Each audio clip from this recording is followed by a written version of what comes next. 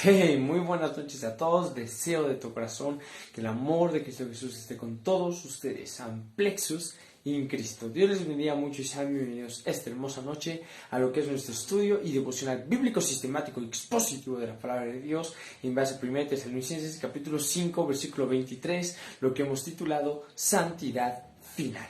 Es un enorme gusto estar nuevamente aquí con todos ustedes. Gracias a Dios por la oportunidad de estar aquí y sean bienvenidos. Antes de iniciar, como siempre, nos gustaría invitarlos a que nos acompañen en todas nuestras transmisiones en vivo los días miércoles, viernes y domingos. Miércoles y viernes a la misma hora, 9:30 de la noche, hora en base de la Ciudad de México, y domingos en un horario diferente, 8:30 de la noche, hora igualmente en base a la Ciudad de México. Qué gusto poder estar nuevamente con ustedes, pues todos los miércoles los invitamos a que vengan al estudio bíblico sistemático y expositivo de la palabra de Dios. Estudiamos la Biblia versículo por versículo. Hoy vamos a ver el versículo 23 de 1 Tesalonicenses capítulo 5 y por lo tanto ya estaremos cerca de terminar esta primera carta a los tesalonicenses y bueno, continuaremos con segunda de Tesalonicenses con el favor de Dios. Los viernes tocamos temas diversos y diferentes. Este viernes hablaremos acerca de la blasfemia contra el Espíritu Santo, así que no te lo pierdas, y los domingos reunión de oración. Así que bueno,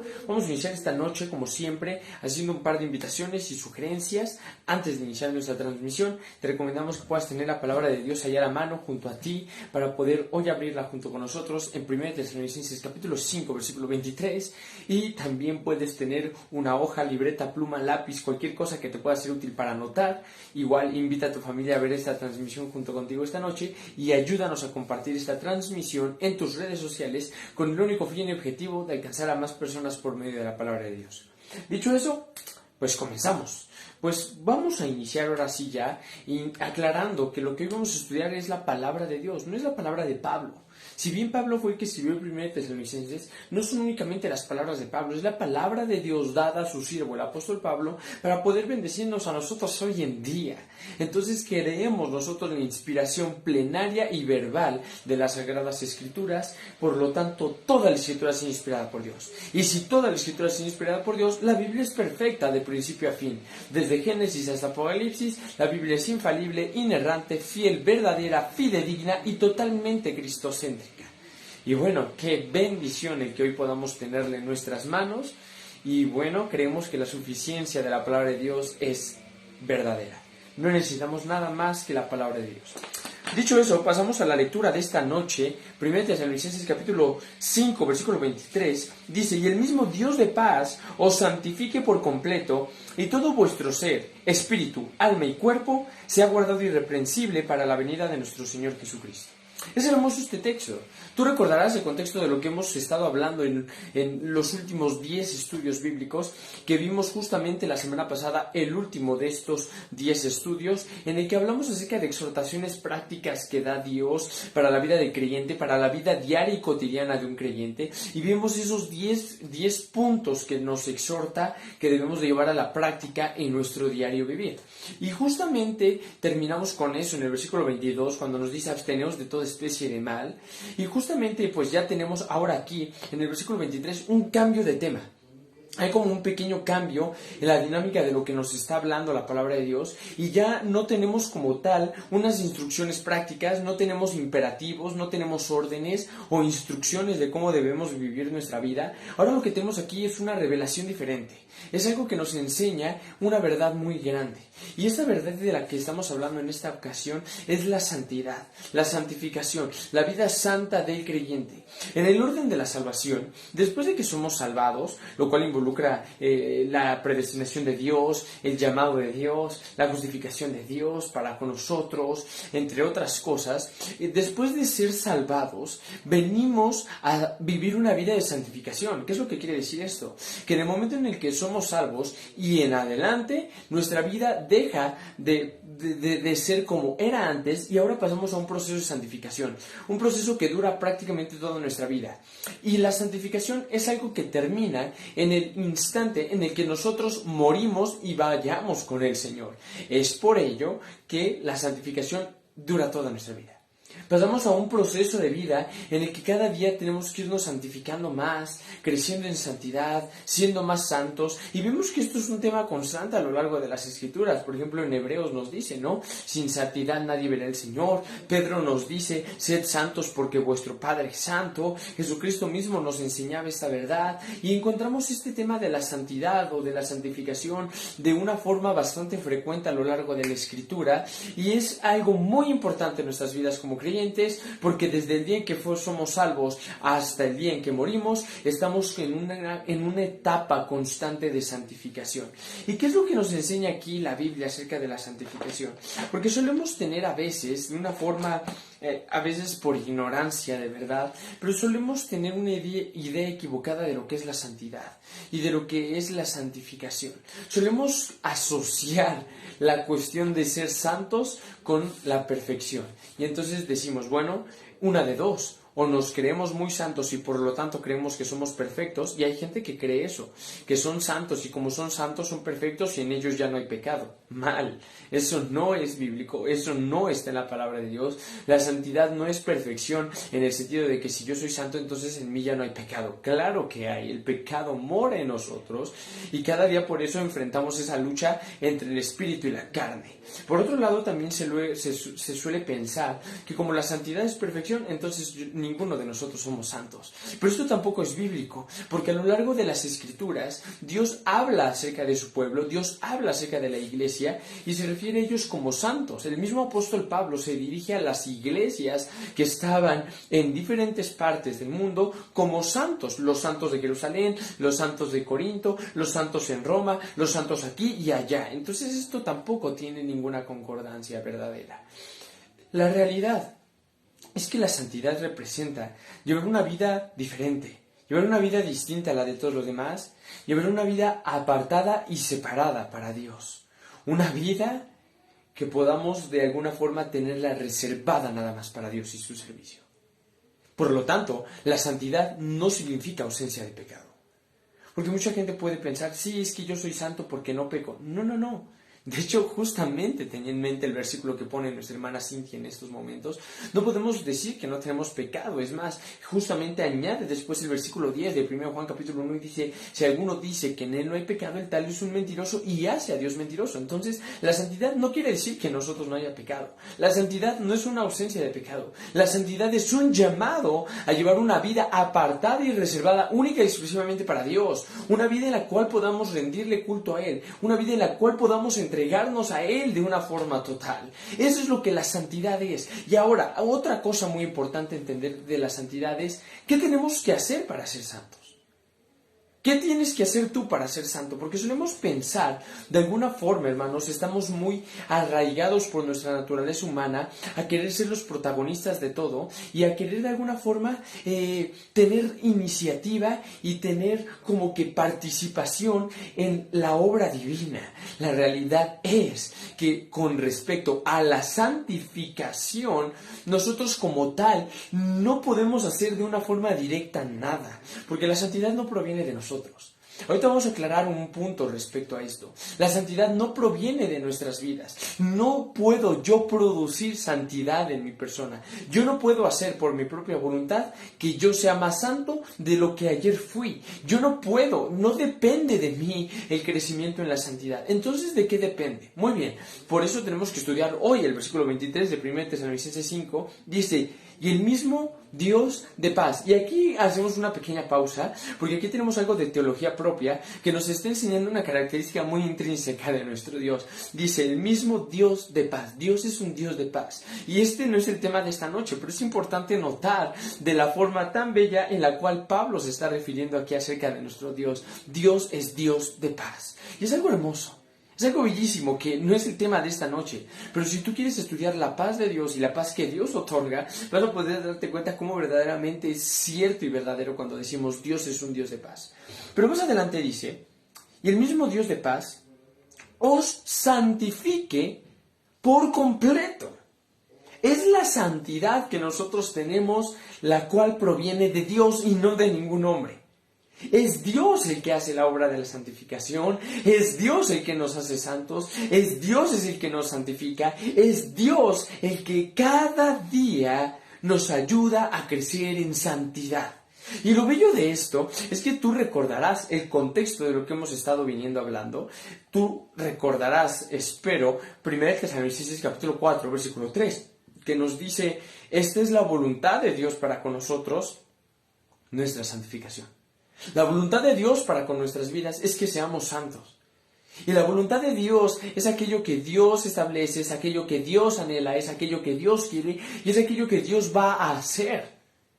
Entonces, cuando tenemos textos como este que nos dicen que la voluntad de Dios para con nosotros es que seamos santos, tenemos por seguro de que en aquellos que son santos, Dios mismo es el que va a hacer la obra de santificación en ellos. Y aquí lo tenemos una vez más reflejado. Después de terminar el capítulo 4 y de casi terminar el capítulo 5, nos dice una vez más el apóstol Pablo, y el mismo Dios de paz os santifique. Es Dios el que nos va a santificar por completo. Y eso es bellísimo, porque la obra de la santificación proviene primeramente de Dios. Una verdad muy buena que podemos nosotros encontrar en relación a poder equilibrar de alguna forma y poder conciliar en nuestras mentes la idea de la soberanía de Dios por un lado y por otro lado la responsabilidad humana es el estudio de las Escrituras, es el estudio de la palabra de Dios. ¿A qué me refiero con esto?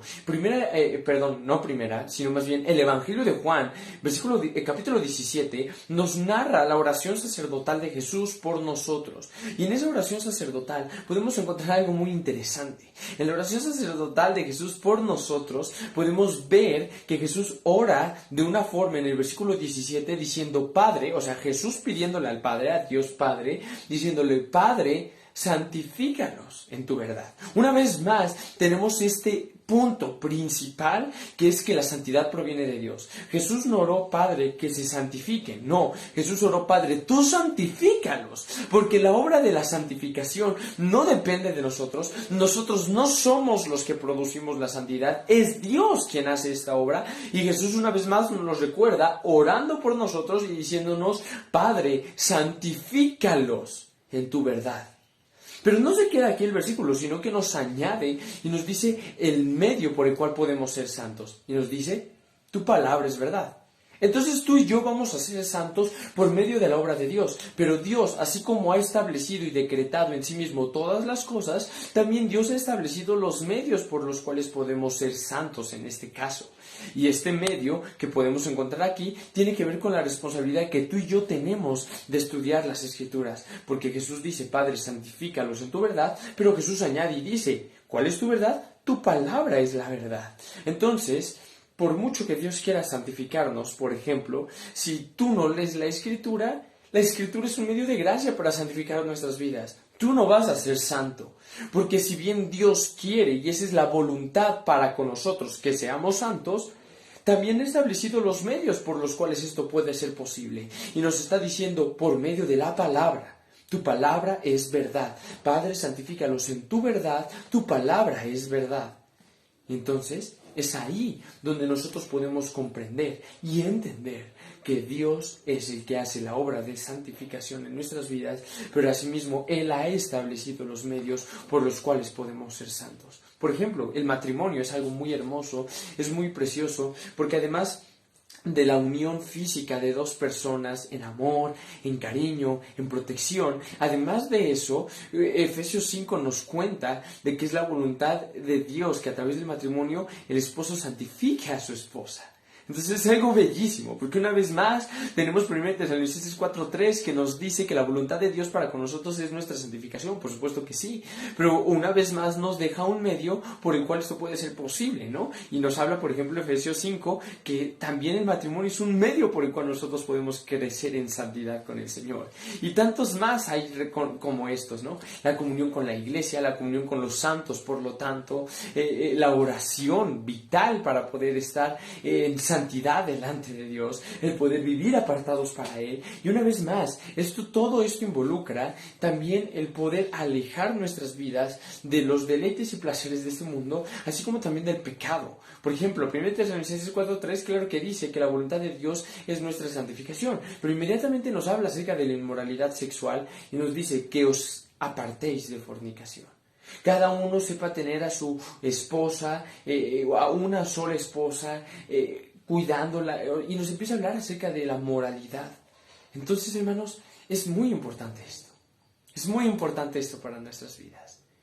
El que de verdad podamos aprender que la santidad es algo que nosotros tenemos que tener. Pero fíjate, ¿cuál es el propósito de esto? Ya que hablamos un poco acerca de la santidad y de los medios por los cuales Dios ha establecido el poder tener esta santidad, dice, y el mismo Dios de paz os santifique por completo, y añade, y todo vuestro ser, espíritu, alma y cuerpo, sea guardado irreprensible para la venida de nuestro Señor Jesucristo. O sea, todo vuestro ser, alma, espíritu, cuerpo, sea guardado irreprensible hasta la venida del Señor Jesucristo.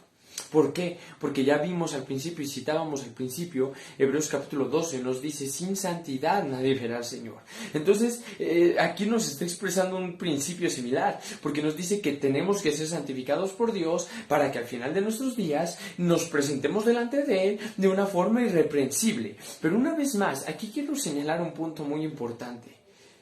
No podemos decir, hermanos, sí, yo ya soy perfecto, y si en este mismo momento Cristo regresa, en este mismo momento yo soy digno del cielo, yo soy merecedor del reino celestial y yo estoy preparado para poder tener un encuentro eterno con Dios. No podemos jamás pensar eso. ¿Por qué? Porque nuestra naturaleza humana está caracterizada por una caída que tiene tiempo desde Adán y Eva, y por lo tanto tenemos una depravación natural en nuestras vidas. Somos depravados por naturaleza, tenemos una naturaleza caída, depravada y pecaminosa. Nosotros en sí mismos, por ejemplo, ahorita yo no estoy pecando, gracias a Dios. En este preciso momento no estoy pecando. Pero aunque yo no estoy cometiendo ningún pecado en este preciso momento, yo mismo, en esencia, soy pecado. O sea, el pecado mora en mi vida. El pecado mora en aquella persona que yo soy. Esa es una verdad que también necesitamos entender. Entonces el hecho de que en eso Cristo venga por nosotros, pues nosotros mismos en ese momento todavía seguiríamos con esa naturaleza en nuestras vidas. Pero ¿qué es lo que pasa? Que cuando Dios viene a la vida de una persona para poder llamarla a cuentas, si esta persona obviamente es santa delante de Dios, es santa no por sus obras de justicia, ni tampoco porque en esa persona ya no haya pecado, como ya lo explicamos al principio de esta transmisión, sino por las obras de Cristo, por la santidad que nos es otorgada por Dios, es que estaremos para siempre con Él, porque yo humanamente no soy santo en un sentido de una ausencia de pecado. Dios es santo, hermanos, y así como Él es santo, nosotros también tenemos que ser santos, pero Dios es santo en un sentido muy importante. Dios es santo en el sentido de que en Él literalmente no hay pecado. No hay pecado alguno en Dios, ninguno. Pero en nosotros sí. El mismo capítulo 4 de Hebreos nos enseña esta verdad, que nos dice que no tenemos un sumo sacerdote que pueda compadecerse de nuestras debilidades, sino uno que fue tentado en todo, pero sin pecado. Igual, segunda de Corintios capítulo 5 nos enseña esto, dice el versículo 21, el que no conoció pecado, se hizo pecado por nosotros. O sea, Dios es santo en el sentido de que literalmente en Él no hay pecado alguno, pero en nosotros sí lo hay. Entonces, ese carácter irreprensible que algún día tú y yo tendremos cuando Cristo venga por nuestras vidas o Cristo venga por segunda vez, es gracias a la obra santificadora de Dios. Es gracias a la obra santificadora que Dios produce en nosotros a través de la obra sobrenatural del Espíritu Santo en nuestras vidas. Yo hoy, mi amado hermano, puedo decirte con toda confianza y con toda seguridad que Dios no lo quiera, pero si en una hora me muero, yo voy a ir al cielo, yo voy a estar con el Padre, no porque esté al 100% preparado, no porque ya no haya pecado en mí, no porque yo ya sea perfecto, para nada, sino porque es Dios el que me santifica, es Dios el que me justifica delante de Él para poder tener un encuentro eterno con Él. Es por las obras y la obra de Dios en mí que si hoy yo muero, podré estar para siempre en su presencia. Es Dios el que hace esta obra, el que nos hace irreprensibles delante de Él, porque humanamente tú y yo no somos irreprensibles, tú y yo somos pecado en naturaleza. Entonces, eso es algo bellísimo, eso es algo precioso, eso es algo bellísimo en verdad. Y me gustaría concluir con un texto en Tito, si me acompañas para ver este pasaje en Tito. Está aquí adelantito, justamente de Tesalonicenses. Bueno, terminamos primera, segunda de Tesalonicenses, primera y segunda de Timoteo, y bueno, tenemos Tito, ¿no? Que próximamente vamos a iniciar igual con las cartas pastorales, que son bellísimas. Fíjense, me gusta mucho Tito, capítulo 3, versículo 3 al versículo 5, fíjense, dice: porque nosotros también éramos en otro tiempo insensatos, rebeldes, extraviados, esclavos de concupiscencias y deleites diversos, viviendo en malicia y envidia, aborrecibles y aborreciéndonos unos a otros. Pero cuando se manifestó la bondad de Dios nuestro Salvador y su amor para con los hombres, nos salvó, no por obras de justicia que nosotros hubiéramos hecho, sino por su misericordia, por el lavamiento de la regeneración y por la renovación en el Espíritu Santo. Ahí tenemos una vez más la explicación de lo que hemos venido hablando. No es por nuestras obras de justicia que somos santos delante de Dios, sino por la obra regeneradora y santificadora del Espíritu Santo en nosotros.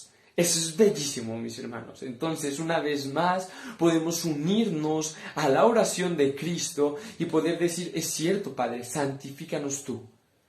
Santifícanos, Señor, en tu verdad, porque tu palabra es verdad. Y que sea Dios el que nos santifique, mis hermanos. Que sea Dios el que nos santifique. ¿Por qué? Porque tenemos un ejemplo muy claro en la Escritura. Por ejemplo, Romanos y Corintios son dos cartas que Pablo escribe a la iglesia en Roma y a la iglesia en Corinto, consecuentemente, y ambas iglesias tenían problemas. Ambas iglesias tenían pecado y en ambas iglesias había maldad. Específicamente cuando vemos la carta a los Corintios, el 1 Corintios es una carta bastante fuerte, bastante enérgica, así como Gálatas, en la cual Pablo reprende duramente a la iglesia por tolerar el pecado dentro de la iglesia, y tú y yo podríamos ver y leer Corintios y ver que Pablo reprende a la iglesia, porque en la iglesia, dentro de la iglesia, dentro de los que se dicen hermanos, dentro de la comunión de la iglesia, hay gente que vive en pecado. Y tú y yo podríamos decir: bueno, a lo mejor no es nada malo, pero déjame decirte algo, que lo que estamos viendo en Corintios es que había una persona, uno de algunos ejemplos, que había una persona que cometía incesto, una persona que tenía relaciones ilícitas sexuales con una pariente suya, con la mujer de su padre. Y esta persona se hacía llamar cristiana, y esta persona estaba dentro de la comunión de la iglesia, y esta persona gozaba de la membresía de la iglesia y de los sacramentos de la iglesia, y esta persona todos la trataban como si fuera un hermano en Cristo. De la misma forma habían otras cosas en la iglesia en Corinto, como abusos en la cena del Señor, y tantas otras cosas que vemos que se reprenden de esta iglesia a lo largo de 1 Corintios, y podríamos tú y yo decir: vaya, qué terrible pecado, ¿cómo es posible que esto pudiera estar pasando? Pero cuando tú ves las primeras partes de Corintios, vas a poder ver que Pablo se refiere a ellos como santos. Y tú podrías decir: bueno, ¿qué tienen de santas estas personas, no? Si tenían a una persona como esta dentro de la iglesia, si abusaban de la cena del Señor, si cometían otra clase de pecados, ¿cómo puede Dios, por medio de Pablo, llamarles santos? Porque una vez más, la santidad de Dios a su pueblo no depende de las obras del pueblo, sino de la obra de Dios, y Dios nos llama santos porque ese es nuestro llamado, llamados a ser santos. Dice: a todos los que estáis en Corinto, llamados a ser santos. Ese es el llamado que Dios nos ha dado a nosotros, un llamado a ser santos. No es un llamado a vivir una vida perfecta de que yo ya no cometo errores, porque déjame decirte algo, conozco creyentes que dicen: yo ya no cometo errores. Mal. Y hasta podríamos poner en duda la veracidad de la conversión y del cristianismo de estas personas. Porque ningún cristiano puede decir: no, yo ya no peco, yo ya no cometo errores. Claro que no. Porque puede que haya días en que ni siquiera haya un día en el que no peques contra Dios. Así sea con un pensamiento, con una actitud. Y aunque no pequemos contra Dios, hermanos, nuestra misma naturaleza es pecaminosa. El mismo apóstol Pablo entendía esta verdad y decía, por ejemplo, en Filipenses 3, dice: hermanos, no soy perfecto, todavía no lo he alcanzado. me sigo esforzando y prosigo adelante a la meta del supremo llamamiento que es en Cristo Jesús, para ver si logro alcanzar aquello para lo cual también fui llamado yo. Igual, en Romanos capítulo 7, Pablo dice, hermanos, lo que yo quiero hacer no lo hago, y lo que no quiero hacer, eso hago, pero no por mí, sino por el pecado que mora en mí. Una vez más nos expone esa verdad. Entonces, hermanos, el llamado a ser santo es un llamado a vivir una vida diferente y distinta a la de todo este mundo. De manera que tú y yo, como llamados a ser santos, podemos marcar una diferencia. ¿En qué sentido hablamos de esto? En un sentido bastante claro y contundente. Cualquiera que ama al mundo y las cosas que están en el mundo, el amor del Padre no está en él.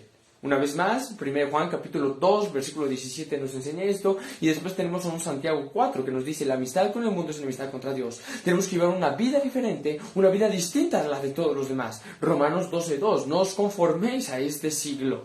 Tenemos que marcar una diferencia, porque si no se nota que yo soy cristiano, entonces por ahí hay un problema. Porque si yo parezco como cualquier otro joven mundano, entonces ahí hay un problema, porque no estoy siendo diferente, porque no estoy siendo distinto a los demás. Una vez más, si alguien se viste como el mundo, se comporta como el mundo, habla como el mundo, piensa como el mundo, observa lo que el mundo ve, oye lo que el mundo escucha, habla lo que el mundo habla, esa persona no podemos decir que es una persona santa. Esa persona es un mundano más, porque lo que es nacido de la carne, carne sigue siendo, pero lo que es nacido del Espíritu, Espíritu es. Y ya vimos la obra del Espíritu Santo de regeneración y de lavamiento para ser santos. Y ser santos es llevar una vida distinta y diferente a la de todas las personas que nos rodean. Pero además de esto, es llevar una vida apartada y separada del pecado, de las concupiscencias, de la maldad, del mundo que nos rodea, pero llevar una vida apartada y separada para Dios.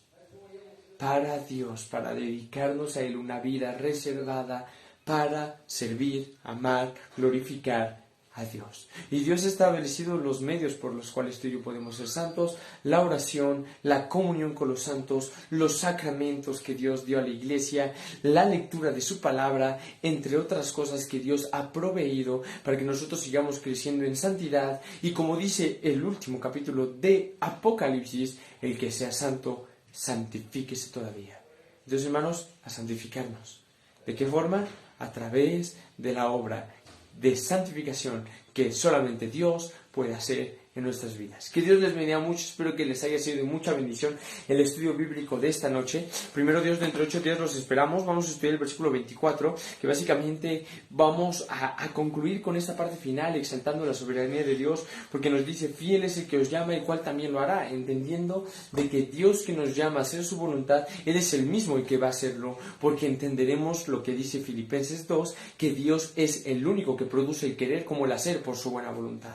Así que te esperamos este próximo miércoles para poder estudiar este maravilloso tema, y no te pierdas el tema de este viernes a las 9:30 de la noche. Vamos a hablar acerca de la blasfemia contra el Espíritu Santo, y te esperamos el domingo a las 8:30 para nuestra reunión de preguntas y respuestas. Que el Señor los bendiga mucho. Ya saben, cualquier cosa no duden en contactarnos, estamos aquí para servirles, y como siempre terminamos: al único y sabio Dios, sea gloria mediante Jesucristo para siempre. Amén.